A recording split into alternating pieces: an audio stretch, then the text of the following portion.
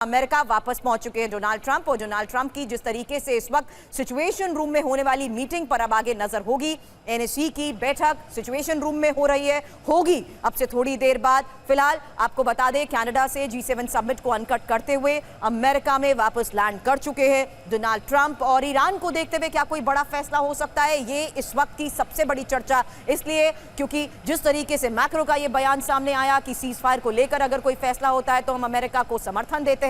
ऐसे में उनके इस बयान को खारिज करते हुए ट्रंप ने यह साफ तौर पर कह दिया था कि सीज फायर को लेकर नहीं बल्कि एक बहुत बड़े फैसले के तहत अब वापस अमेरिका जा रहा हूं। ऐसे में वापस अमेरिका पहुंचते ही अमेरिका का क्या अगला कदम ट्रंप लेते हैं, क्या बड़ा फैसला अमेरिका का सामने आता है, इस पर हमारी नजर है। और ईरान के हालात को देखते हुए, जहां पर अभी तक इजराइल सक्सेसफुल ऑपरेशंस को अंजाम देता आया है, बड़े स्तर पर तैयारी अमेरिका की मिडिल ईस्ट के इस हालात में रही है। और उसी तैयारी को देखते हुए क्या अमेरिका सीधा ईरान पर हमला करेगा, ये एक बहुत बड़ा सवाल है। मिडिल ईस्ट के इस हालात में ईरान को टारगेट इजराइल ने क्यों किया? क्योंकि वो उसकी न्यूक्लियर क्षमता को रोकना चाहता है। और न्यूक्लियर क्षमता में जिस तरीके से इजाफा हुआ है, उसमें डोनाल्ड ट्रंप का ये बयान सामने आना कि अब दी एंड होना चाहिए, एनफ।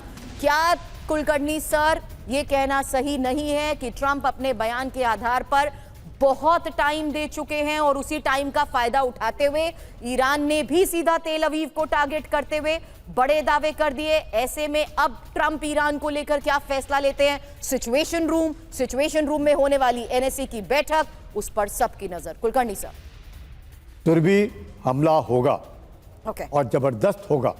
क्यों होगा? जब भी आप सीज फायर की बात करते हैं, you always go for cease fire from a position of strength. अभी आज की तारीख में और अब तक जो है इजराइल अभी पोजीशन ऑफ स्ट्रेंथ में नहीं है, क्योंकि तबाही इजराइल में हो रही है। ईरान की तबाही तो चलो हो गई, पर इजराइल की तबाही जो है, आप माने इजराइल जो है वो 75 गुना छोटा है ईरान से, आबादी में 10% है। और सब कुछ इसमें देखते हुए इजराइल के साथ खड़ा है अमेरिका।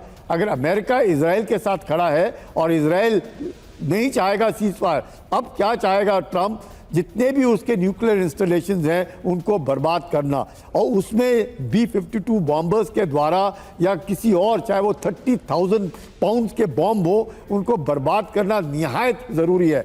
अगर ये इन्होंने नहीं किया अमेरिका ने, तो कल सऊदी अरेबिया जो है वो भी न्यूक्लियर बम के लिए खड़ा हो जाएगा, उसमें और दिक्कत होगी। तो उसको मद्देनजर रखते हुए अब अमेरिका के पास कोई चारा नहीं है, एक ही चारा है, ईरान को तबाह किया जाए, ईरान को बर्बाद किया जाए, ईरान से तेहरान से जो लोग हैं उनको बाहर निकाला जाए।